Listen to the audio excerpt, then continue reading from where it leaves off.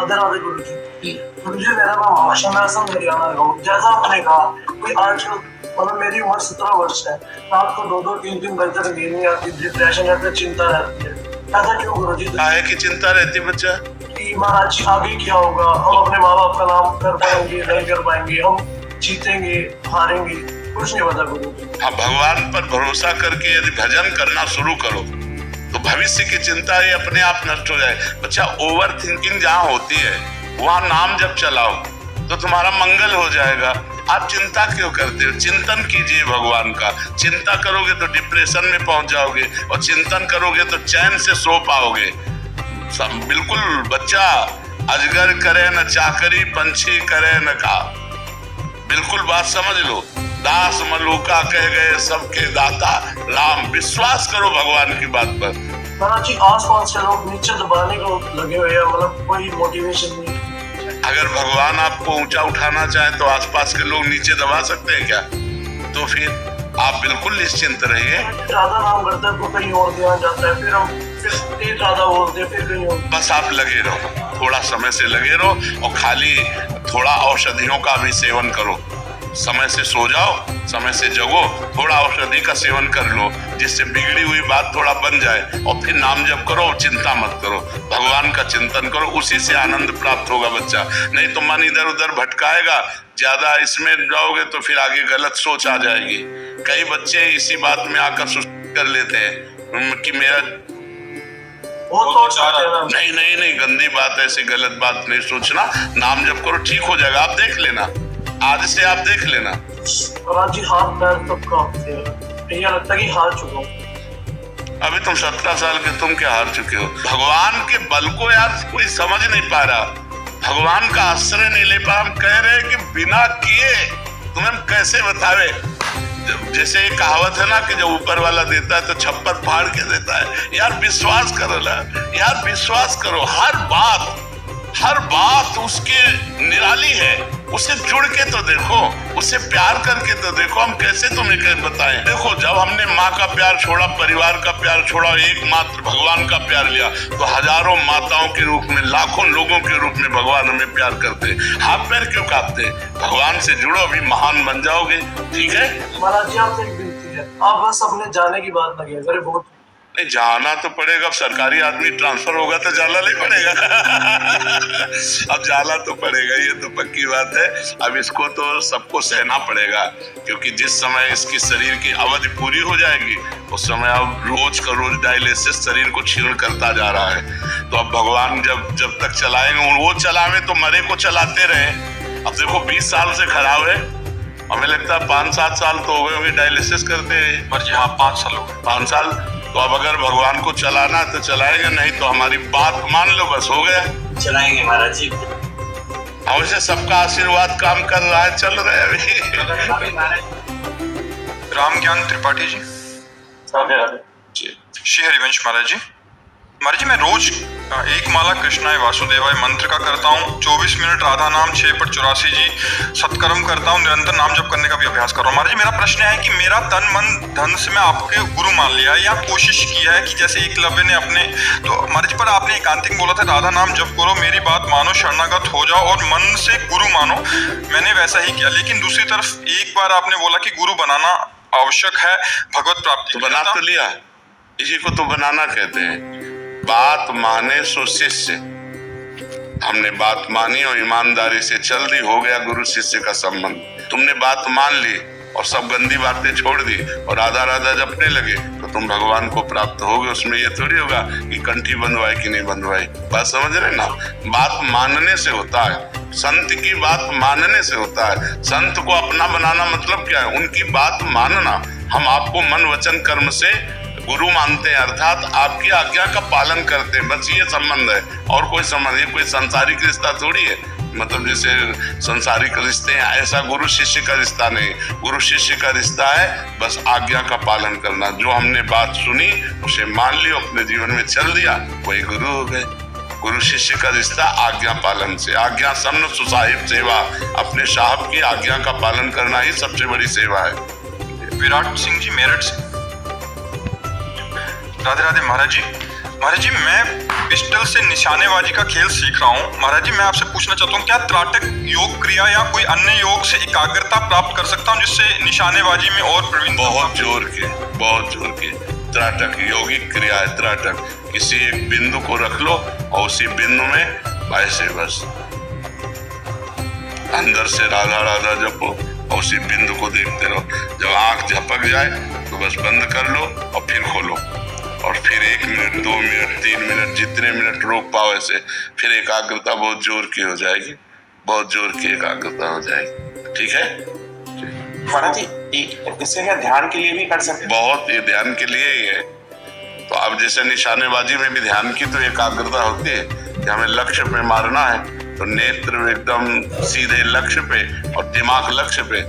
तो कोशिश कर रहे हैं लेकिन राधा नाम जैसा आपने लिखने के लिए बताया था मन में जब तक अंतःकरण कुछ पवित्र नहीं होगा तब तक लिख नहीं पाओगे। वो मन चंचल होकर भागेगा संसार की तरफ। इसलिए जबान से पहले राधा राधा जपो, फिर थोड़ा पवित्रता आए तब फिर आप लिख पाओगे। हाँ प्रयास प्रयास ये तभी सफल होगा जब गलत आचरण न करो। गंदे आचरण करो तो कभी प्रयास सफल नहीं होगा। इन चीजों से बचो से। राधे राधे महाराज जी मेरा प्रश्न है कि क्या सच्चे मन से हृदय से भगवान के शरणागत होने पर पहले मृत्यु का भय समाप्त हो जाता है? पहले सच्चा मन तो बनाए। सच्चा मन बनाने के लिए पहले पूरे पाप नष्ट होने चाहिए। मन, सच्चा मन का मतलब होता है निर्मल मन। सच्चाई अभी मन में नहीं है। हम कहते हैं भगवान आपके हैं लेकिन हमारा दिमाग पूरा भोगों में लगा हुआ है, शरीर के संबंधी रिश्ते नातों में लगा हुआ है, रुपया पैसा खान पान शरीर सुख ये सब लगा हुआ है। कहाँ से सच्चा मन हुआ? पहले सच्चा मन हो जाए और हमारा मन जब भगवान में समर्पित हो जाए तो फिर मृत्यु का भय खत्म। शरीर का राग खत्म होते ही मृत्यु का भय खत्म हो जाता है। समझ रहे ना? तो शरीर की मृत्यु होती, जीवात्मा की तो कभी मृत्यु होती नहीं। वो तो अमर अविनाशी है। ईश्वर अंश जीव अविनाशी चेतन अमर सहज सुखराशि।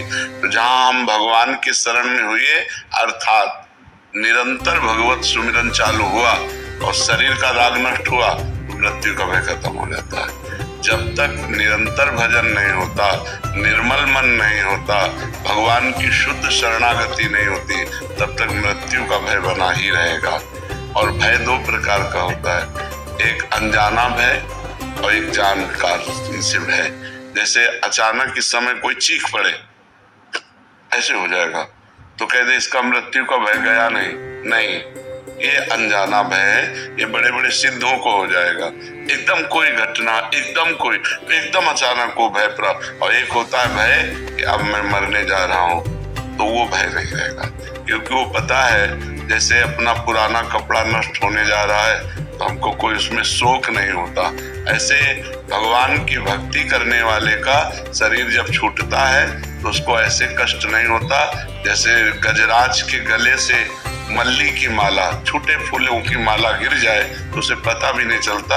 ऐसे जो जन्मत मरत दुषा दुख होई, जो जन्मने मरने में भयानक दुख होता है वो भक्तों को नहीं व्यापता है। जिसका चित्त हुआ है, जिसका शरीर संबंधी रिश्ते नाते, शरीर संबंधी भोग, इनसे मोह हट गया है, राग हट गया है, ममता हट गई है और संपूर्ण राग मोह ममता ये भगवान के चरणों में समर्पित हो गई। सबकी ममता ताग बटोरी, मम पद मन बांध बरडोरी, वो मृत्यु से मुक्त हो जाता है। समझ पा रहे हैं? महाराज जी आनंद की प्राप्ति और कोई चाह ना रहे ये क्या पाप नष्ट होने के बाद आता है? हाँ, ये पाप नष्ट होने के बाद आता है। आनंद की प्राप्ति और कोई चाह नहीं। हाँ बिल्कुल। जब तक मलिन मन है तब तक चाह रहती है, जब तक पाप रहता है तब तक हमारी मलिनता बनी रहती है और वो मलिनता हमें माया में घसीटती रहती है। और माया में घसीटने का मतलब है कामना, कामना वासना, मन ते करी अति दूर।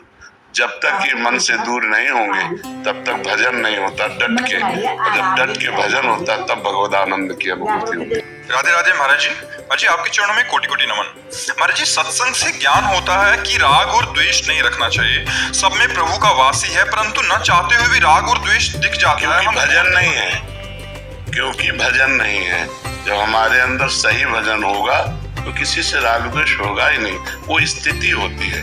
जैसे हमारा मन प्रभु में हर समय लगा हुआ है, तो प्रभु सम है, संसार विषम है, प्रभु सम है।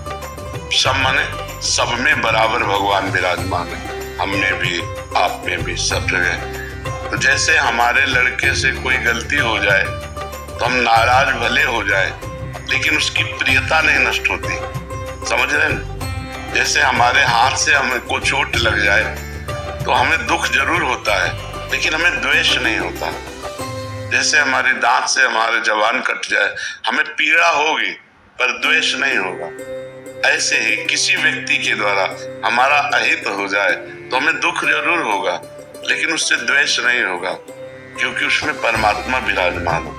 मेरा क्वेश्चन ये भी है कि लाइक उनके लिए मन में भाव आना वो भी बड़ा ग्लानि वाला है। लाइक मैं उनके सामने एक्सप्रेस नहीं कर रही, कुछ नहीं बता रही, हाँ बिल्कुल, पर वो थोड़ा गिल्टी वाली फीलिंग की साधक होते हुए भी ये भावना आती है। हाँ बिल्कुल ठीक है, तो और भजन बढ़ाइए, स्थिति आगे बढ़ जाएगी। ये स्थिति जो है अभी राग द्वेष रहित स्थिति नहीं है, और भजन बढ़ाइए, खूब नाम जप कीजिए, कोई गलती ना होने पावे, चरित्र पवित्र रहे तो आप आगे बढ़ जाएंगे। परमार्थ की स्थिति ऐसी आ जाएगी कि आपको कोई गाली भी देगा तो आपके अंदर मुस्कुराहट होगी, हृदय में शीतलता होगी।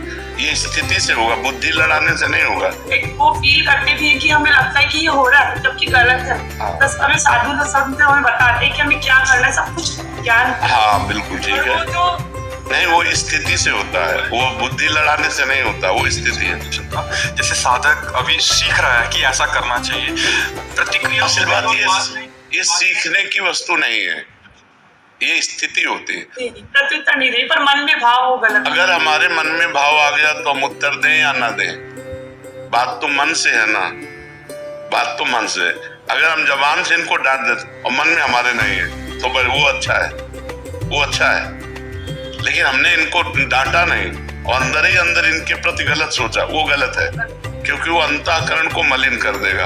हमने बाहर से थोड़ा मतलब कड़वे शब्द बोल दिए, थोड़ा ऐसा बोल दिया, लेकिन हृदय में हमारा उनके प्रति कोई भगवान मंगल करे, तो बाहरी तो नाटक हम कर लें क्रोध का, लेकिन अंदर हमारे क्रोध ना आना चाहिए। अब हम बाहर से तो चुप, अंदर से देख लेना भगवान। वो भाव नहीं रहता है, लाइक वो हमसे बड़े हैं, हम उनको प्रत्युत्तर नहीं दे सकते। नहीं, मान लो कोई बड़े नहीं, हम कह रहे कोई जनरल आदमी, वो नहीं करते। हाँ तो ये बढ़िया बात है, और नाम जप करो और अच्छी स्थिति प्राप्त करो। अनुराग जी लखनऊ से।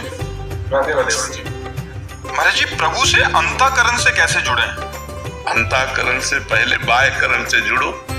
जैसे बाह्यकरण में वाणी है, बाह्यकरण में श्रवण इंद्रिय है, बाह्यकरण में नेत्र है, ये हमारी जो इंद्रियां है ना बाह्य, इनसे पहले हम जुड़े।